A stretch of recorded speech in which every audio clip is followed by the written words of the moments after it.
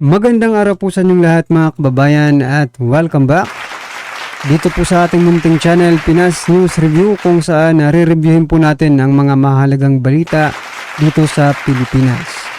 Mga simpleng komento sa mga issue dito sa Pinas. At ito nga mga kababayan, kapapasok lang, matindi to.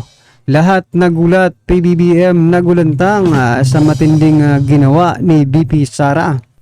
So yan mga kababayan ang ating alamin at bibigyan ng komento mula po ito kay News PH. Nasa description po ang full video link ng video ito. Subscribe na po kayo. At kung bago ka pa lang at dito po nakapag-subscribe sa ating munting channel, please don't forget to subscribe at i-click na rin po ang bell notification para updated ka po sa lahat ng ina-uploads nating reaction video. At ito na nga mga kababayan, bago po natin simulang panoorin at bigyan ng komento ang video ito, eto, may i-share lang po ako kasi talaga pong tinitira po nila ngayon itong si Vice President Sara Duterte, no? Itong mga kampon ng administrasyon, no? Eto po basahin ko po sa inyo, no? Itong si Manix Dalipi, yan na. Nako, talagang eto, pakinggan niyo po kung anong magiging reaction niyo rin, no? President Marcos made brave and bold pronouncement during his SONA. Nako. Anong broad and ano yan? Brave. Sabagay, matapang talaga kasi biruin mo mga kababayan ha. Paano hindi natin masasabing matapang yung mga pinagsasabi sa SONA hindi naman nangyayari. Hindi naman mga ginawa, di ba? For example naman, yung lang naman, di ba? Yung 5,500 na flood controls project. Flood control projects. Marami, 5,500. Ba? Matapang talaga. Napakatapang po magsalita ng ating presidente.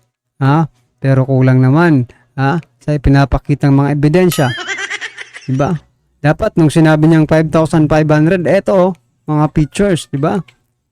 Kahit man lang may parang documentation, 'di ba mga kababayan? Kasi nagre-report ka SONA, no? Nagre-report ka sa mga boss mo. Taong bayan. Dapat may mga slideshow ka diyan or mga pictures, 'di ba? Images na mga accomplishment mo. Pero wala naman tayong nakitang ganun mga kababayan, 'di ba? Wala tayong nakitang ganun ha? Ito ang sabi niya. During his SONA that were met with widespread approval and applause from the nation. Kayo lang naman ang pumalakpak Anong nation? Mga congressman lang naman ng mga sip-sip sa administrasyon ang pumalakpak. At ewan ko ba kung bakit pumalakpak kayo? Di ba? Bakit kayo pumalakpak? Wala namang nagawa.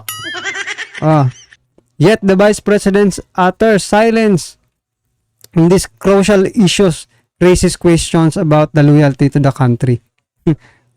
Si Vice President pa talaga ang walang loyalty sa country Grabe ka, Dalipi. Her silence not only undermines the collective efforts of our government but also cast doubt on her commitment to the nation's best interest. Nako. Kung kayo lang rin naman ang makakasama ng Vice President natin, wag na. Diba? Nako naman patayo-tayo pa kayo, papalakpak-palakpak pa kayo.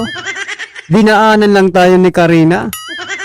Nakita na agad yung totoong kulay ninyo. Anong ibig mong sabihin, Dalipi? Gusto mo mag-comment si Vice President Sara Duterte sa SONA ni PBBM? Baka mapahiya kayo pag nag-comment pa si Vice President Sara Duterte. Nananahimik na nga lang yung tao para hindi kayo mapahiya. Diba? Kasi talagang mapapahiya kayo. Biruin mo. Sige, for example, ako si BP Sara, mag-comment ako sa SONA ni PBBM. Mr. President, parang wala naman po sa katotohanan yung sinasabi mo. Magpakita ka po ng mga ebidensya ng 5,500 flood controls. At marami pang iba na mga binanggit na wala namang ipinapakitang ebidensya. Ano ba? Ha? Sa bagay mga kababayan, hindi ito hindi po attorney si si PBBM. Kaya wala talagang 'di ba? It is not based on evidence.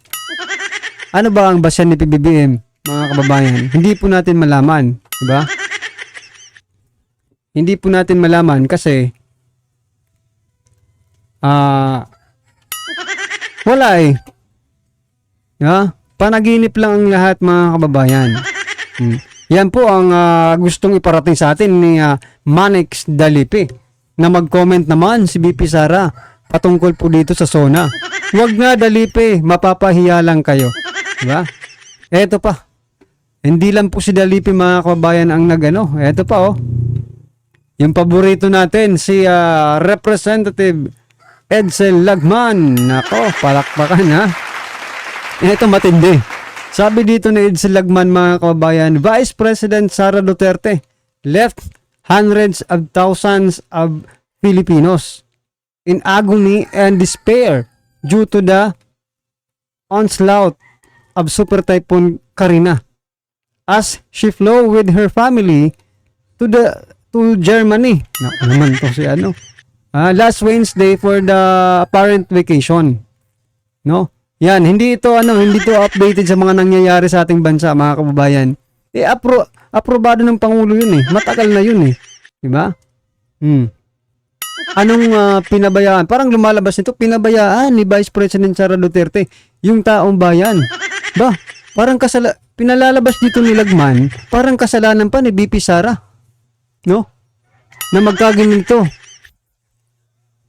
Yan ang nga bang sinasabi natin eh. Bakit mo Lagman na haganapin ang Vice Presidente?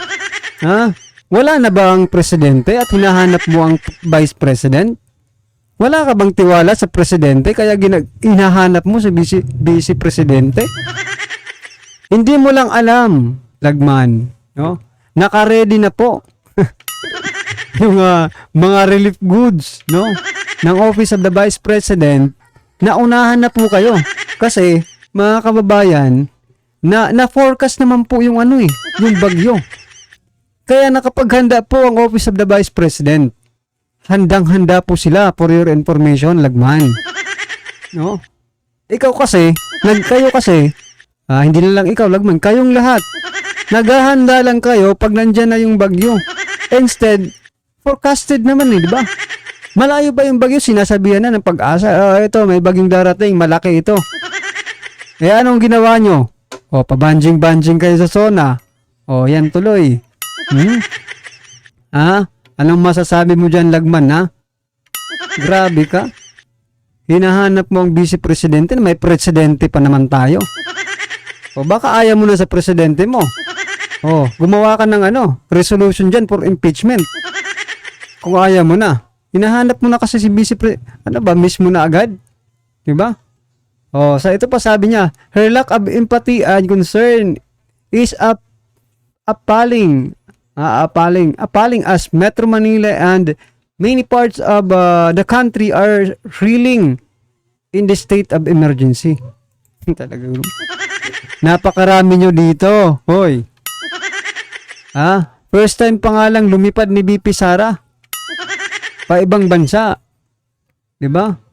Gustong-gusto niyo talagang sisihin si BP Sara kung bakit nagkakagulo ngayon ng Pilipinas. Ganun ba, Lagman? Sige, isisi nyo na kay BP Sara lahat. Well, anyway, mga karibin natin, eto. Si Super Ate umano na naman. Umepal na naman, eto. Pinagtanggol si BP Sara. Matagal ng plano yon at hindi naman niya alam na may bagyo. Pambihira naman.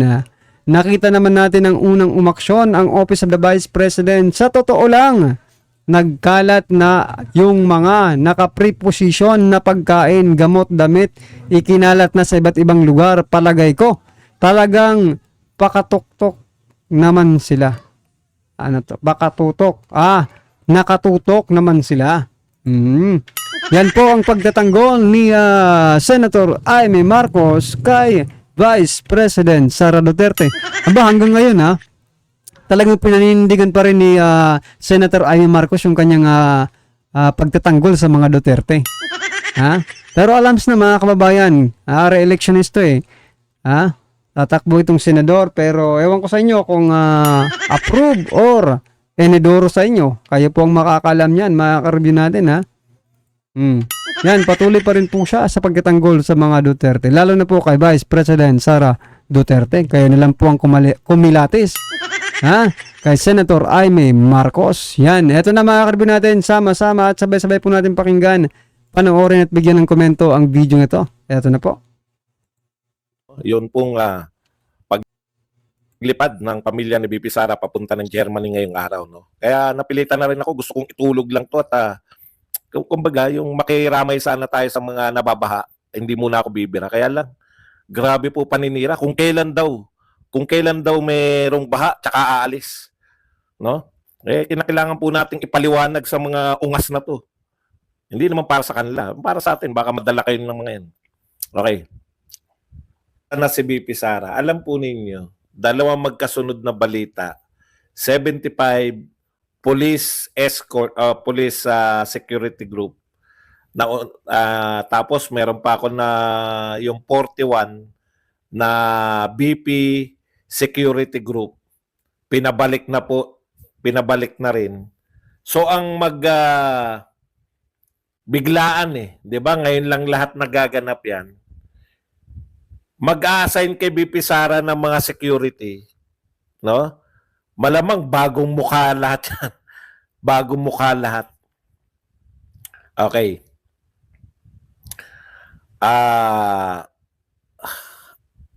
Yung mga nagsasabi po, bakit aalis ngayon? Tapos kukumpara nyo naman kay Lenny. Si Lenny Robredo po, kahit wala nang ginawa yung kundi umatake kay Tatay Digong, hindi po yung tinatanggalan ng security. Tuloy-tuloy po yung security. No? Dito, siyempre mag-iisip po siya. Mag-iisip yun kahit po sinasabi na hindi naman kinakailangan ng maraming security. Sino may sabi sa inyo na hindi kinakailangan ng maraming security? Di ba? Tandaan po natin, si BP Sara po, siya po yung designated survivor. Di ba? Siguro nasaktan masyado diyan sa designated survivor. Nakatangay pa ng dalawang senador, si Bato at si Bongo. Alam nyo, ano't ano man ang sabihin nyo kay Senator Bato, yung mga magsasabi pa na si Senator Bato hindi ko iboboto, putya, yan lang ang mga naging tapat kay BP Sara ngayon. Di ba? Nakisama sila. Ano yan eh, show ng ano yan eh. Yung Luminya. Sino yung mga tapat sa akin? Alam nyo, kung hindi tama yung ginawa, ako sang-ayon ako dyan sa ginawa ni BP Sara. Regroup, ano ka lang muna, masyadong, hindi niya na alam eh. Titiyakin muna nila. Tsaka former president, sa tingin nyo ba wala nang mga connection sa si Tatay Digong? Sa mga intelligence? Para saan pa na isa po si Tatay Digong sa pinakamagaling nating presidente. No? Huwag nyo sabihin walang nakakapag-provide dyan ng mga intelligence para sa seguridad ng pamilya nila. Bakit po dapat lang iboto si Bato? Bakit kung sino pa pinakatapat sa Duterte, yun pa tatablahin nyo? Yan pong ginawa ni Senator Bato. At saka to ni Senator Bongo. Yan po ang pinaka best na pagpapakita ng loyalty.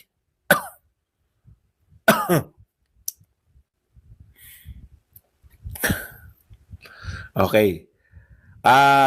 Mahirap po ipaliwanag kung ano nagaganap, no? Mahirap pong ipaliwanag 'yan.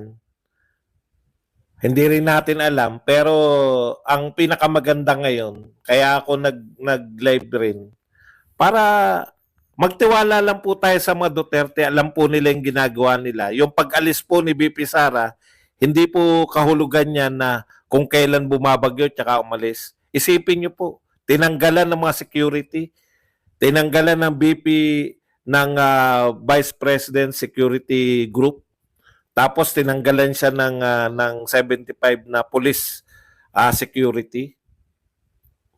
Alam po nila yung ginagawa ng mga Duterte, no? Magpapaliwanag din po 'yan, magkakaroon rin po 'yan ng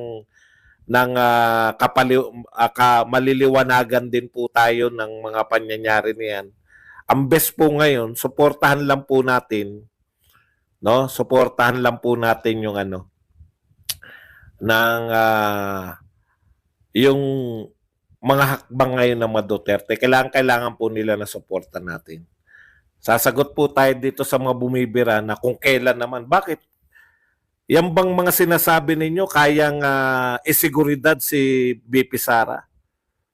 Tandaan nyo, yung succession. President, Vice President.